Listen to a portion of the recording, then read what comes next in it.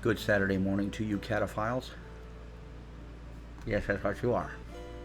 If you like the PipeCat channel, you're now a catophile. You're not a felinophile, necessarily. You may be. But you are a catophile. Today, I bring you a cigar review. I don't do a lot of those.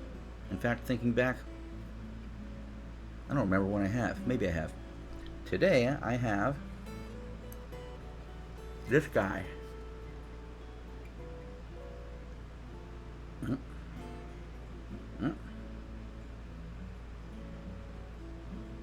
Romeo y Julieta, Medallas de Oro, Reserva Real. I could read Spanish about as well as I can swim in air. Anyway, this, although mine's burning funny because I put it down strange for a while, this has been one of the nicest smokes I think I've ever had.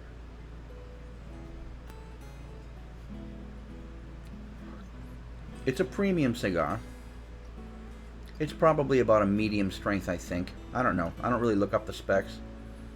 I tend to buy cigars in sweeping strokes. I buy, 5, 6 different brands at once, throw them in the humidor for a while, and then I take them out without really thinking about which one. I just kind of look in the pile. This one looks good, and take it out. This morning I took out this one, and I gotta tell you, it's one nice choice.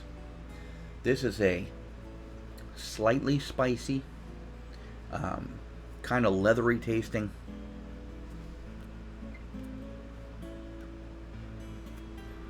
real easy on the taste buds, easy on the mouth cigar. It holds together nicely. The end snips off nice and clean. The outer leaf wrapping is very tight and quality. There's no loose points on it. Now mine's burning funny, and that's a strange concern because by now the place where I put it down should have probably burned. Let's take a close look at that.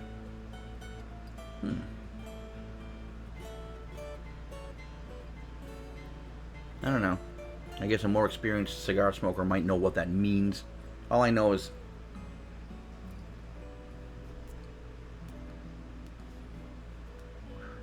once you get it started again, that usually goes away.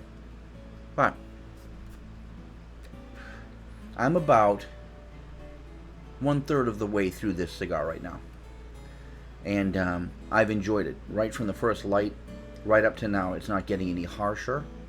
It's not getting strange or weird. If anything, as you approach the end of a cigar, it begins to become a little bit more intense. But the intensified aspects of this cigar are that its flavor is getting stronger. Now, there is one other thing that I must mention to you. Not everybody does this, but for me it's a necessity. Sometimes when you smoke,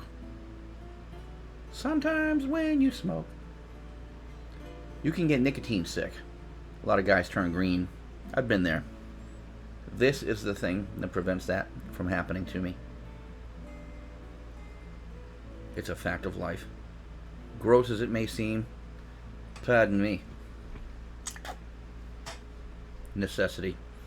You don't want to swallow the juice. I don't want to swallow the juice. I should be smoking this outside probably, but because I usually can't, I keep one of those. Some people refer to this thing with the vulgar term of spittoon. It's actually a hawk pot.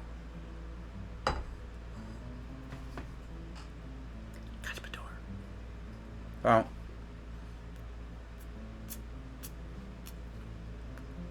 if you've been thinking about a cigar, I know a lot of you who watch my channel smoke pipes, and please continue to. I do too. If you've been thinking about a cigar,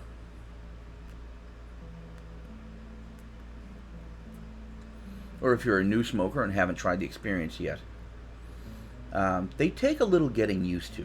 Cigars aren't something that you can just jump in and suddenly love. My experience with them was, when I first smoked one, I liked it, but I said to myself at the end of the first one, wow, that's a little too intense for me. I don't know if I'm going to do that again. But then I realized you don't have to smoke the whole thing at once. You can kind of put that face down somewhere and leave it, and it'll go out, and come back to it later, And really, all you got to do is just knock that first ash off and light it again, and it doesn't taste any different. It doesn't taste burnt or anything like that. You can continue the smoke. Don't leave it out too long, though, because cigars need to be still a little bit humidified. And if you let it sit too long in dry air, it will begin to dry out.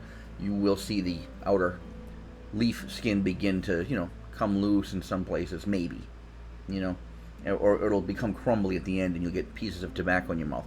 But at the right humidity, which this one has been stored at, I've had it about a year sitting in my humidor, and I keep the humidor in the optimal humidity range.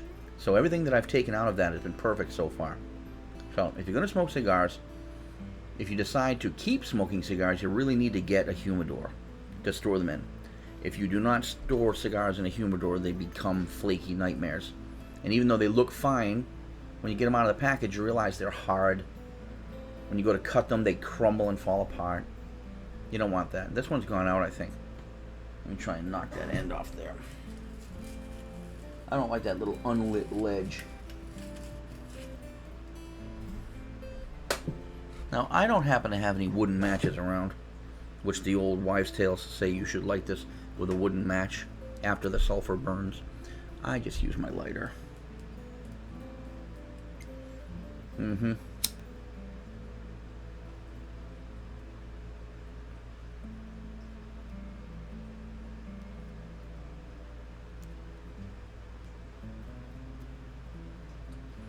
It takes a little concentration to light a cigar. They're actually not that easy to light, unless they're really narrow. This one's about what? Not quite an inch thick. I don't read the label to know what the. I got one though.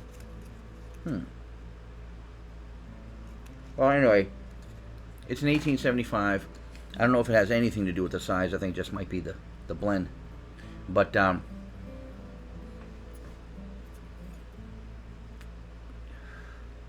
really nice experience. So anyway, back to the subject. Get a humidor if you plan on smoking cigars. You don't need a really expensive one. You can probably jury rig one out of stuff that you have in the house. But I find that a cedar and glass humidor with my own humidifier inside it, they usually come with their own little humidifier thing. In fact,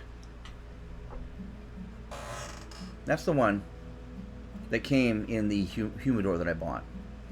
It's got a screen, and underneath it it's got kind of a spongy matrix.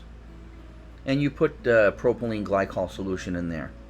It's mostly water with a chemical added to it in order to make it evaporate faster and control the evaporation. I was using this and found that with the number of cigars that I had in my humidor, which is probably more than it should hold, it wasn't doing the best job. It wasn't keeping it humid enough.